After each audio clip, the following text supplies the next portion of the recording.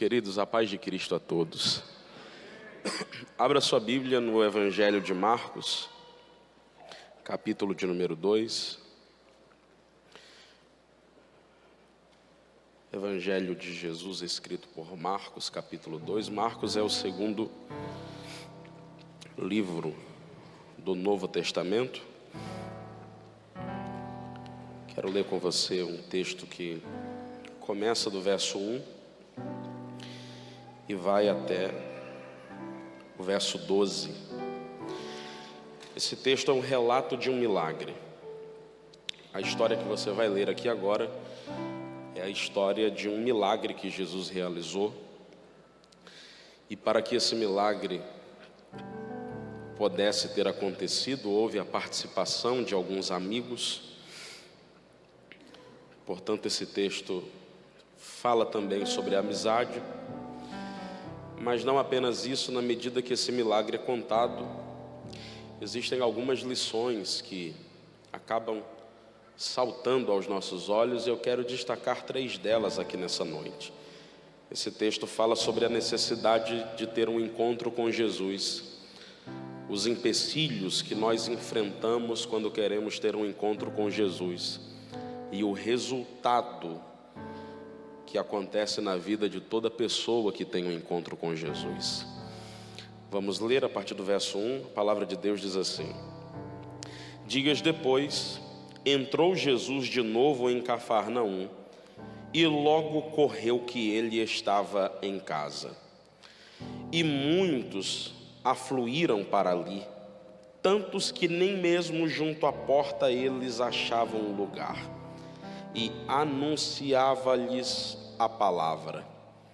Alguns foram ter com ele, conduzindo um paralítico levado por 4 homens. E não podendo aproximar-se dele por causa da multidão, descobriram o telhado no ponto correspondente em que ele estava. E fazendo uma abertura, baixaram o leito em que estava o doente, e vendo-lhes a fé, Jesus disse ao paralítico: Filho, os teus pecados estão perdoados. Mas alguns dos escribas estavam assentados ali, e arrazoavam em seu coração: Por que fala ele deste modo? Isso é blasfêmia. Quem pode perdoar pecados, senão um que é Deus? E Jesus, percebendo logo por seu espírito que eles assim arrazoavam, disse-lhes: Por que arrazoais sobre estas coisas em vosso coração? O que é mais fácil dizer? Dizer ao paralítico: Estão perdoados os teus pecados? Ou dizer: Levanta, toma o teu leito e anda? Ora, para que saibais que o Filho do Homem tem sobre a terra poder para perdoar pecados, disse ao paralítico: Eu te mando, levanta-te, toma o teu leito e vai para a tua casa. E então ele se levantou, e no mesmo instante, tomando o leito, retirou-se à vista de todos, a ponto de se admirarem todos e darem glória a Deus, dizendo: Jamais vimos coisa assim. Ouça, nós acabamos de ler um texto que, como eu disse, trata-se do relato de um milagre. Você acabou de ouvir a história de um homem que era paralítico, e um dia ele foi levado por amigos até a presença de Jesus, e na presença de Jesus ele foi restaurado completamente. Agora, esse texto ele aponta em primeiro lugar para a necessidade que todo homem tem de um dia ter um encontro com Jesus. E aqui eu quero destacar alguns fatos. Aquele homem precisava ter um encontro com Jesus, mas ele jamais poderia fazer isso por meio dos seus próprios esforços. Aquele homem era paralítico, ele não tinha como se locomover até Jesus. Para ir à presença de Jesus, ele precisava ser conduzido por alguém. Se ninguém nunca tivesse levado aquele homem até Jesus, provavelmente ele nunca teria tido um encontro com Jesus. Ainda assim, nos dias de hoje, existem muitas pessoas que precisam ter um encontro com Jesus. E se não tiverem esse encontro com Jesus, jamais terão suas vidas transformadas, mas elas jamais terão esse encontro, ao menos que sejam levadas a Jesus por algum amigo.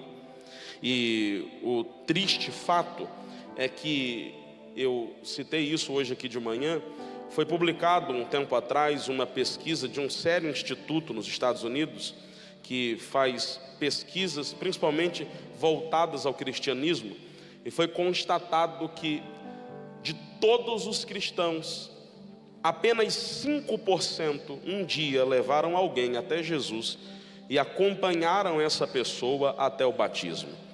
Nós estamos falando que de 100% da igreja, pelo menos 95% dos crentes nunca conduziram um amigo até Jesus e acompanharam essa pessoa até o batismo dela.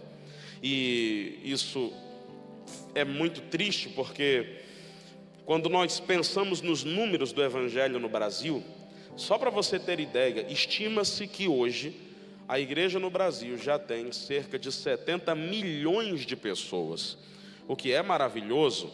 Porém, para cada uma pessoa evangélica no Brasil, estima-se que exista uma pessoa que está afastada da igreja. E para cada uma pessoa que está na igreja hoje no Brasil, existem duas que não estão.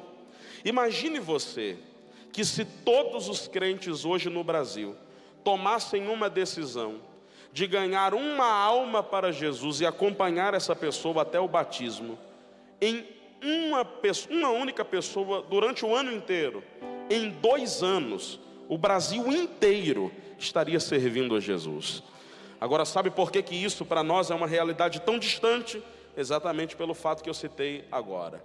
Pelo menos 95% dos crentes se convertem na igreja, são batizados na igreja, frequentam grupos na igreja, praticam atividades na igreja, mas nunca ganharam uma única vida para Jesus e nunca acompanharam ninguém para o batismo.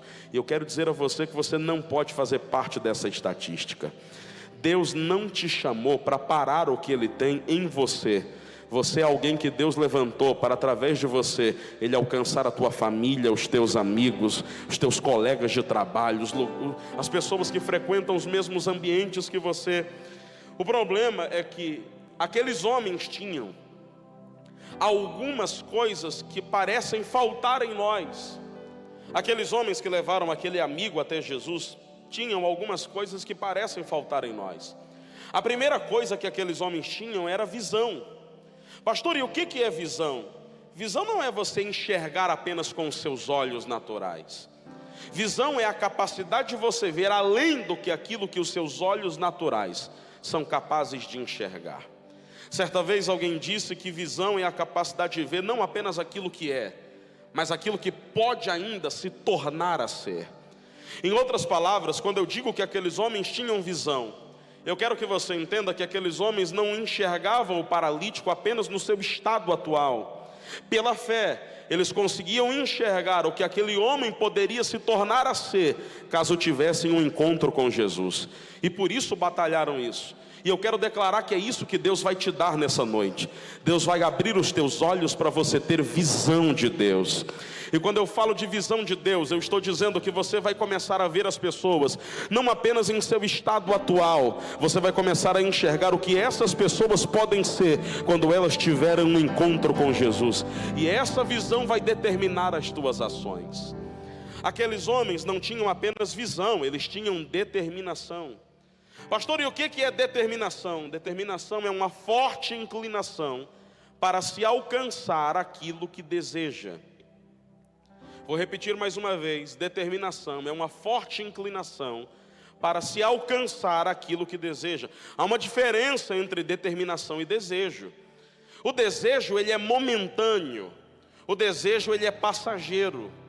O desejo, ele é volátil. Ele ora é forte, ora é fraco.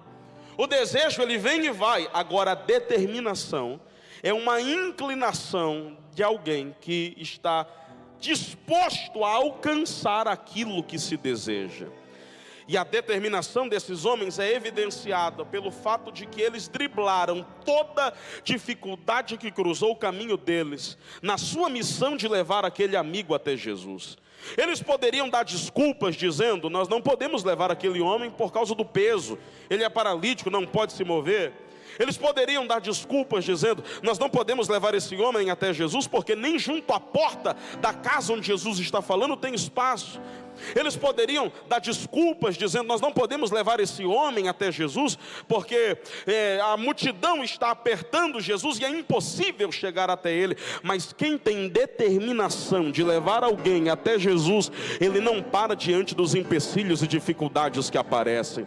Querido, eu estou falando talvez para algumas pessoas hoje aqui que tem o desejo de levar alguém a Jesus, mas lhe falta determinação. E eu quero declarar que Deus vai trocar esse desejo do teu coração por uma determinação, e você não vai parar até que você possa declarar: eu e a minha casa servimos ao Senhor.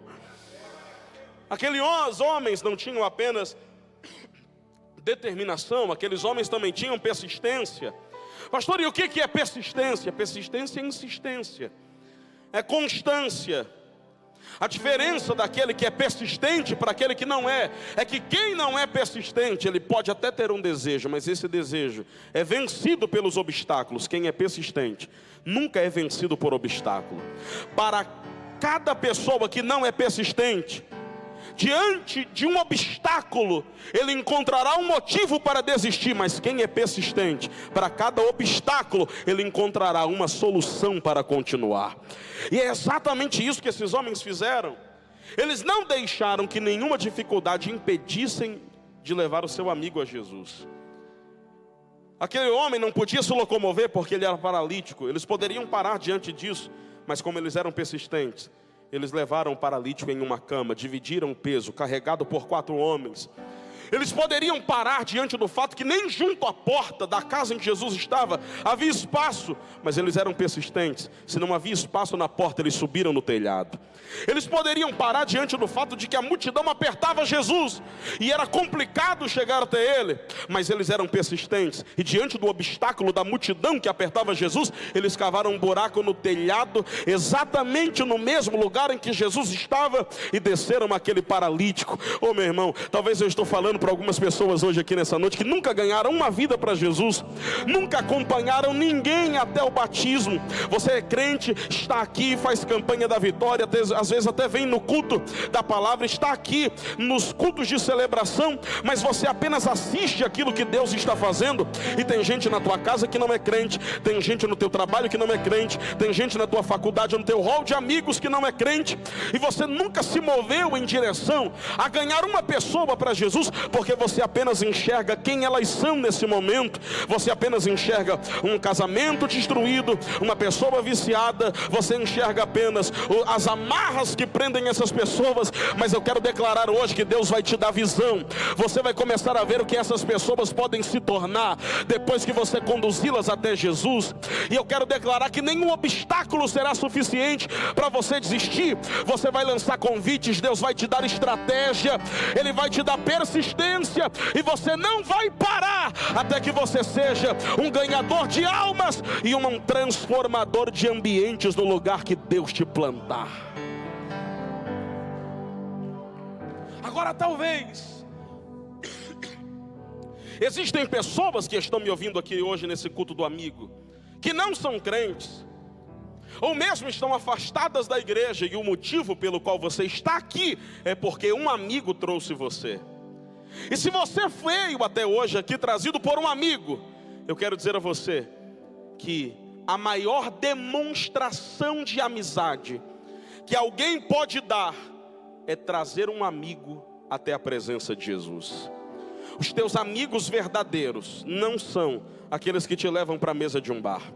Os teus amigos verdadeiros não são aqueles que estimulam você a destruir a tua própria família.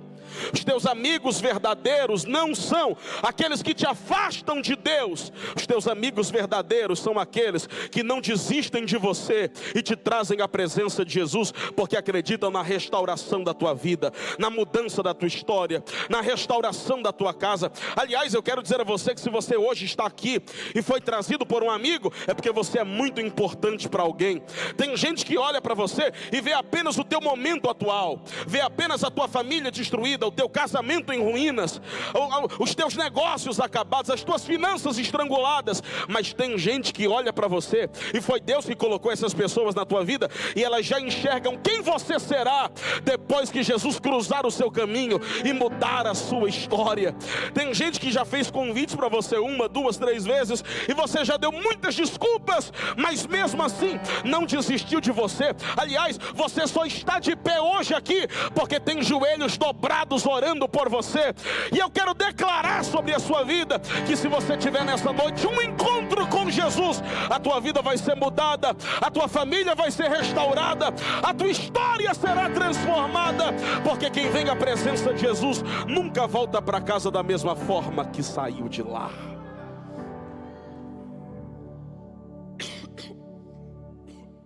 Agora, embora aquele homem precisasse ter um encontro com Jesus, haviam alguns empecilhos que poderiam impedi-lo de viver isso. O primeiro deles era a falta de mobilidade, como eu citei aqui. Aquele homem era paralítico, ele não tinha como se locomover até Jesus. Ele não tinha como ir até onde Jesus estava por conta própria. Mas esse empecilho foi vencido quando os seus amigos o conduziram até a presença de Jesus. E a mesma coisa aconteceu com você hoje aqui. Tinha muitos outros lugares para você estar. Tinham muitos outros programas para você ir. Haviam muitas outras atividades num domingo à noite que você poderia estar aproveitando. Era uma grande dificuldade você entrar dentro de uma igreja. Só Deus sabe como foi difícil você chegar até aqui. Mas esse que talvez o maior empecilho já foi vencido. Os teus amigos te trouxeram até a presença de Jesus. Só que não basta apenas levar alguém à presença de Jesus. Existem outros empecilhos que impediam aquele homem de ir até Jesus. O segundo deles era a multidão. Porque o texto que nós aqui lemos diz que Jesus estava na cidade que ele decidiu morar depois de adulto. Ele estava em casa, e aqui provavelmente a casa em que ele está é a casa de Pedro. E quando as pessoas ouviram que Jesus estava lá, já sabendo dos milagres que ele fazia, a multidão correu para lá. Havia tanta gente na casa e até fora da casa que nem junto à porta havia espaço. Se alguém tentasse chegar na porta para ver Jesus, já não conseguiria. Quanto mais entrar dentro da casa. A multidão naquele momento era um empecilho para aquele homem ter um encontro com Jesus. Aliás, eu posso dizer a você que Jesus sempre, desde que se tornou popular, teve uma multidão ao seu redor. E essa multidão nem sempre estava diante de Jesus pelas motivações certas. Tinha gente que estava perto de Jesus apenas para comer o pão que ele multiplicava, para ver os milagres que ele fazia, para buscar alguma coisa que ele poderia dar, mas nunca para fazer com ele uma aliança. Por isso, boa parte daquela multidão que esteve com ele, comendo do pão que ele multiplicava, vendo os milagres que ele fazia, era a mesma multidão que o abandonava diante de um discurso duro, ou até mesmo clamava para que ele fosse crucificado quando ele foi julgado e traído. Essa multidão, na maioria das vezes, foi um empecilho para as pessoas terem um encontro com Jesus. Existem inúmeros exemplos na Bíblia de pessoas que quiseram ter um encontro com Jesus e quase foram impedidas disso por causa da multidão. A Bíblia fala de uma mulher que sofria de uma enfermidade, um fluxo de sangue que durava anos. Ela precisava ter um encontro com Jesus para ter a sua vida mudada, como você hoje também precisa. Mas ela quase que não consegue, porque havia uma multidão que apertava Jesus. E para chegar até Jesus, ela precisou vencer aquela multidão. Há um homem na Bíblia chamado Zaqueu. Ele queria ter um encontro com Jesus, mas também quase não podia por causa da multidão. Porque a multidão apertava Jesus e ele era de baixa estatura. E para vencer aquela multidão, Zaqueu subiu em uma árvore para poder enxergar Jesus.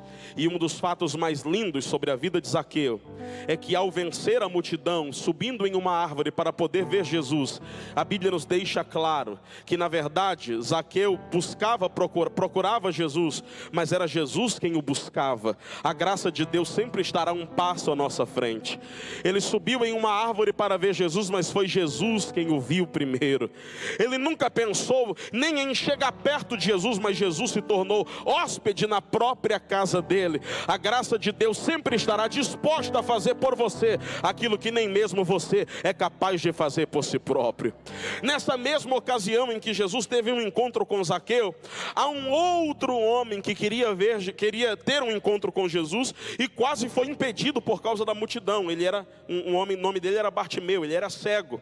A Bíblia diz que quando Jesus passou no lugar em que ele estava, sabendo que era Jesus, ele começou a gritar: Jesus, filho de Davi, tenha compaixão de mim. E o texto diz que a multidão repreendia ele e mandava ele se calar. Ao invés da multidão levá-lo até Jesus, a multidão queria bloquear o acesso daquele homem até Jesus.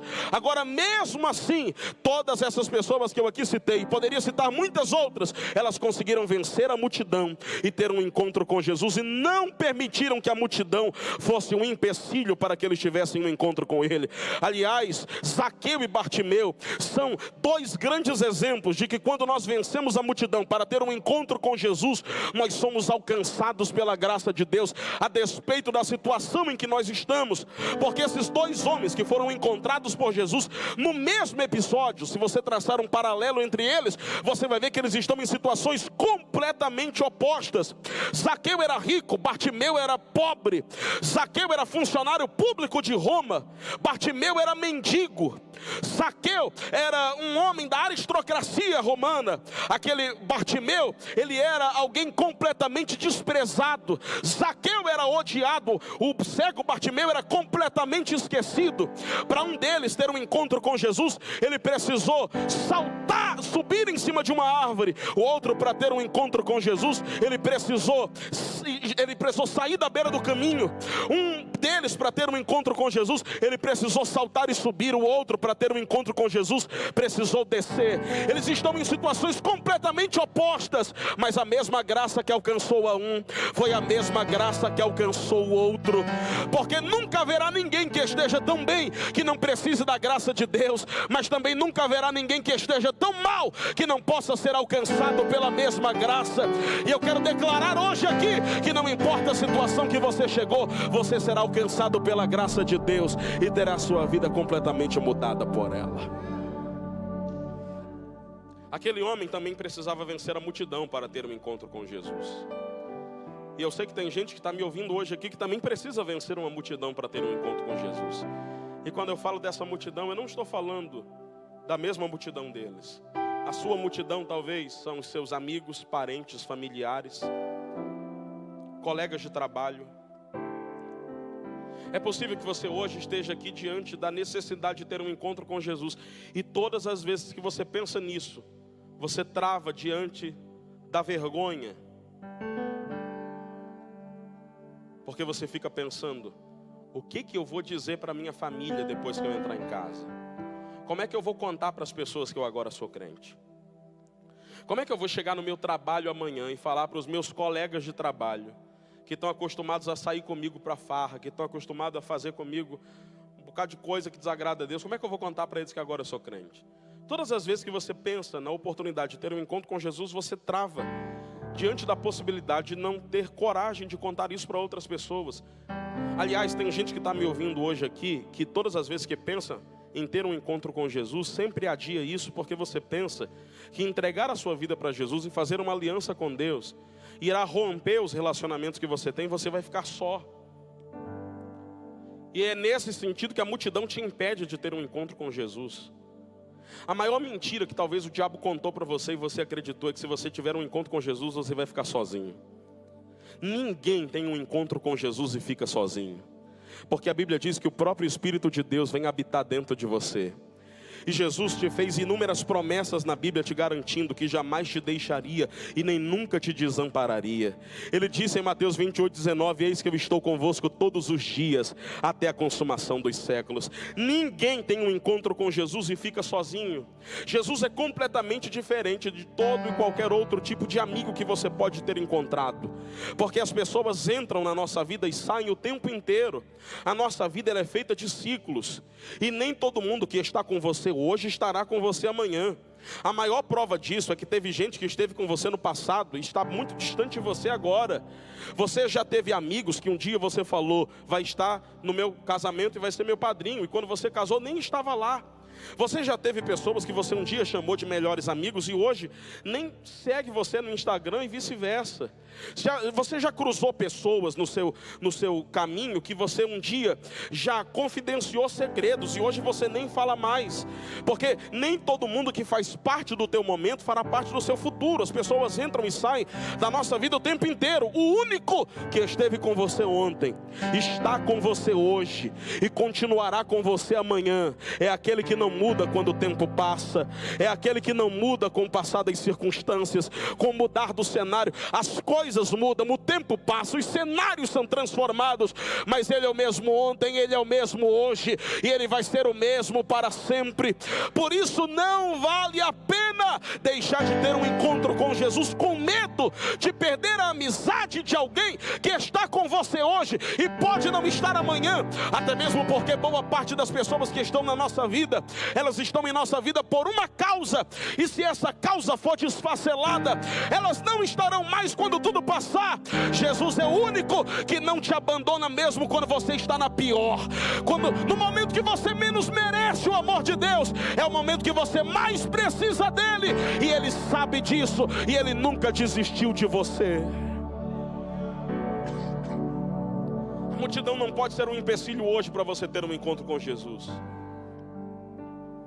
Mas aquele homem, após vencer a multidão, subir em um telhado, descerem aquele homem diante de Jesus, ele ainda precisava vencer um outro empecilho: a religião. O texto diz que quando aquele homem desce no telhado, Jesus olha para ele e diz: filho, perdoados estão os teus pecados. Quando Jesus diz isso, a Bíblia diz que os escribas olharam para Jesus, ouviram as suas palavras e pensaram. Eles não falaram, eles apenas pensaram em seus corações: quem é esse homem para dizer tais palavras? Isso é blasfêmia. Só um pode perdoar pecados, que é Deus. A afirmação daqueles homens estava certa, mas a conclusão do pensamento deles estava errada. De fato, só quem pode perdoar pecados é Deus. Mas a conclusão deles estava errada, porque Jesus não era um homem comum, Jesus também era Deus, era e é Deus. E Jesus evidenciou que é Deus para aqueles homens de três maneiras. Primeiro, Ele perdoou os pecados daquele paralítico. Segundo, Ele demonstrou ser onisciente ao revelar que sabia até aquilo que aqueles homens pensavam e não pronunciavam. E Jesus ainda colocou aquele paralítico de pé e o fez voltar andando para a sua casa. Agora, aqueles homens que a Bíblia chama de escribas. Pastor, quem são os escribas? Os escribas eram homens no Novo Testamento que eles tinham uma grande habilidade que boa parte da população nos tempos de Jesus não tinha: habilidade de escrita e de leitura. Portanto, os escribas, eles eram uma classe importantíssima na religião judaica, porque eles eram responsáveis por fazer cópias da lei, interpretar a lei, ensinar a lei e julgar se alguma afirmação era contrária às escrituras ou não. É por isso que quando Jesus pronunciou aquelas palavras, eles fizeram aquilo que foram chamados para fazer. Eles denunciaram aquilo que eles julgaram ser um erro. Eles eram representantes da religião, e esses representantes da religião por pouco não impediram aquele homem de ter um encontro real com Jesus. A religião, ela na maioria das vezes, ou melhor, ela em todas as vezes, pode ser um empecilho para o homem ter um encontro com Jesus. E eu quero desde já deixar a você bem claro que eu não estou aqui nessa noite pregando a você uma religião. Eu não estou te apresentando aqui nessa noite uma religião. Eu não estou falando aqui para você de uma religião e nem vim até você em nome de uma religião. Eu estou dizendo isso porque é possível que algumas pessoas me ouçam hoje aqui e podem dizer assim: pastor, eu já tenho a minha religião, a minha família tem uma religião, a minha religião é a mesma religião que foi a religião do meu pai, a religião do meu avô, a religião do meu bisavô, a religião do meu tataravô. A minha família tradicionalmente tem uma religião, mas eu não vim aqui te apresentar nenhuma religião, até mesmo porque há uma grande diferença entre religião e evangelho. A palavra religião significa literalmente religar o homem a Deus. Por isso a religião fala dos esforços dos homens para poder alcançar Deus. E é por isso que existem muitas religiões, porque os homens sempre tentaram encontrar um meio de chegar até Deus. O evangelho não fala dos esforços do homem para encontrar Deus. O evangelho fala do esforço e sacrifício de Deus para poder encontrar um homem. É por isso que só existe um evangelho, porque para que o homem possa ter um encontro com Jesus, não existem dois caminhos, não existem três caminhos, existe apenas um caminho. Esse caminho é Jesus Cristo crucificado, concedendo a você possibilidade de ser perdoado pelos seus pecados e assim restaurar a sua vida. É por isso que eu quero que você saiba que eu não vim hoje aqui te apresentar uma religião. Se eu estivesse falando para você de uma religião, eu poderia concluir essa mensagem dizendo: você compare as religiões e escolha aquela que te fizesse sentir mais confortável. Se eu estivesse hoje aqui falando de uma religião, eu poderia dizer a você que você deveria comparar a sua religião com essa nova religião e tomar depois uma decisão. Mas eu preciso que você entenda que nenhuma religião pode mudar a vida do homem, nenhuma religião pode perdoar pecados do homem, nenhuma religião pode salvar o homem da condenação eterna. Apenas o evangelho pode transformar a vida do homem. É por isso que você precisa ter um encontro com esse Jesus. Tem gente que pode estar hoje aqui diante da necessidade de ter um encontro com Jesus e pensar que você está impedido de fazer isso por causa da tradição da religião da sua família. Outros podem estar aqui feridos pela religião. É possível que tenha gente me ouvindo aqui nessa noite que está afastado da igreja, e você já foi ferido pela religião. Talvez algum escriba, doutor da lei, algum fariseu, alguém que pensava que podia colocar Deus em uma caixinha, já olhou para você e te feriu com as próprias palavras deles. Se há alguém aqui nessa noite que está visitando essa igreja e você está afastado do evangelho por causa das feridas que foram feitas por algum religioso, algum líder religioso, eu quero dizer a você que Jesus não pode levar a culpa por aqueles que falam em seu nome, mas não tem nenhuma parte com ele. Eu quero dizer a você que você não pode ser impedido de viver tudo o que Deus tem para você por causa das feridas que um dia foram feitas em você.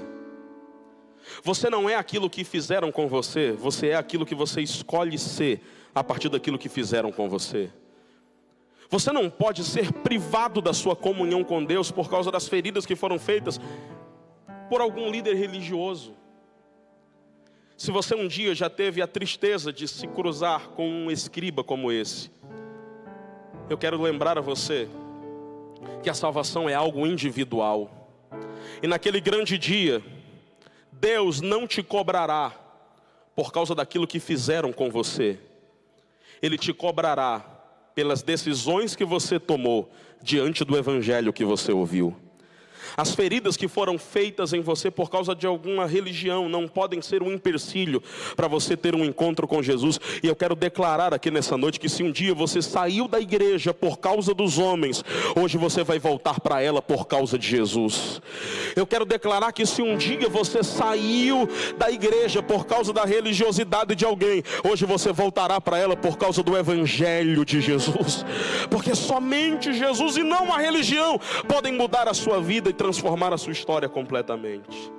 Aquele homem venceu o obstáculo da sua limitação física. Aquele homem venceu a multidão. Aquele homem venceu a religião. Aquele homem está agora diante de Jesus. E quais são os resultados de alguém que tem um encontro com Jesus? Eu quero destacar 3 deles aqui. O primeiro resultado de alguém que tem um encontro com Jesus: aquele homem foi até Jesus doente e voltou para a sua casa curado. E Jesus curou aquele homem sobre 3 aspectos. Em primeiro lugar, Jesus curou aquele homem fisicamente. Ele deu a ele uma ordem para que aquele homem se levantasse e voltasse andando para sua casa. Só que Jesus não curou aquele homem apenas fisicamente.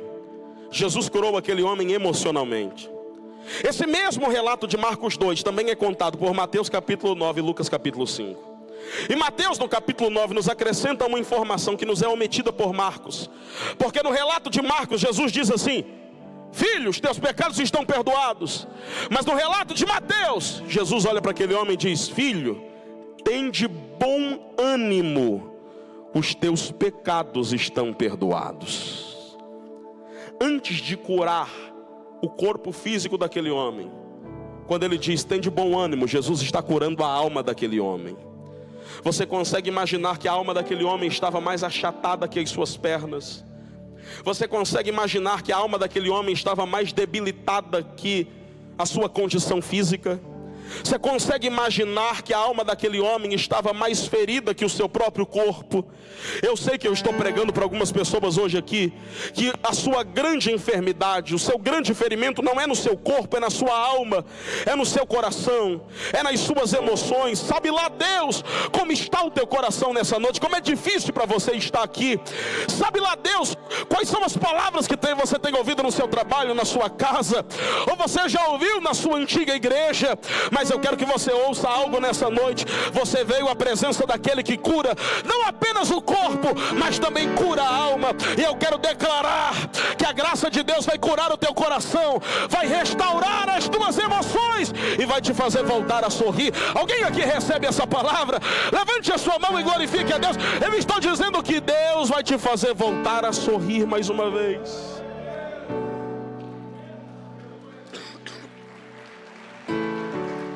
Jesus cura o corpo daquele homem, a alma daquele homem, mas Ele cura também o espírito daquele homem.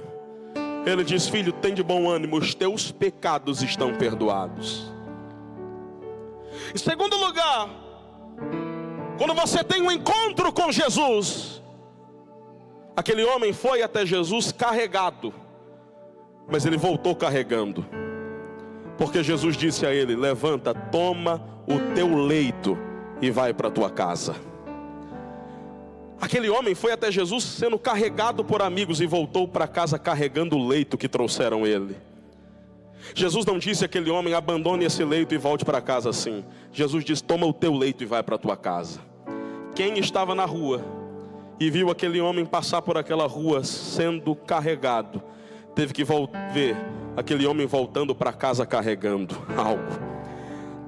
Aquela cama havia sido o cenário dos seus maiores pesadelos, das suas maiores angústias, das suas maiores humilhações, dos seus maiores sofrimentos. Mas a partir daquele momento, aquela cama era o emblema do seu milagre, da sua transformação, da sua vitória, da sua restauração. Eu quero declarar que nessa noite, aonde tiver alguém aqui que vai ter um encontro com Jesus, o seu cenário será mudado de uma vez por todas para sempre. E que um dia para você já foi motivo de vergonha, será motivo de testemunho de vitória. O que um dia para você já foi um lugar de humilhação, será um lugar de honra. Eu quero declarar que Deus vai mudar o seu cenário, ao ponto de que quem um dia viu você sendo carregado, vai olhar para você e vai te ver carregando. É isso que Deus vai fazer com você. Jesus não apenas fez aquele homem voltar carregando, Jesus deu a ele uma palavra: volte para a sua casa. Aquela casa, a casa que aquele homem morava, eles foram os primeiros a desfrutar da transformação que Jesus fez na vida dele. Eu quero liberar uma palavra de Deus sobre a sua vida hoje aqui. A tua casa vai testemunhar o que Deus vai fazer na tua vida, a transformação que Deus vai fazer fazer na tua história, o que Deus faz na sua vida hoje. Alguém aqui pega isso, levante as duas mãos, o mais alto que você puder. Se alguém aqui pega essa palavra, eu vou te dar 30 segundos agora, para você adorar aquele que vai mudar a tua vida, transformar a sua história e restaurar a sua casa.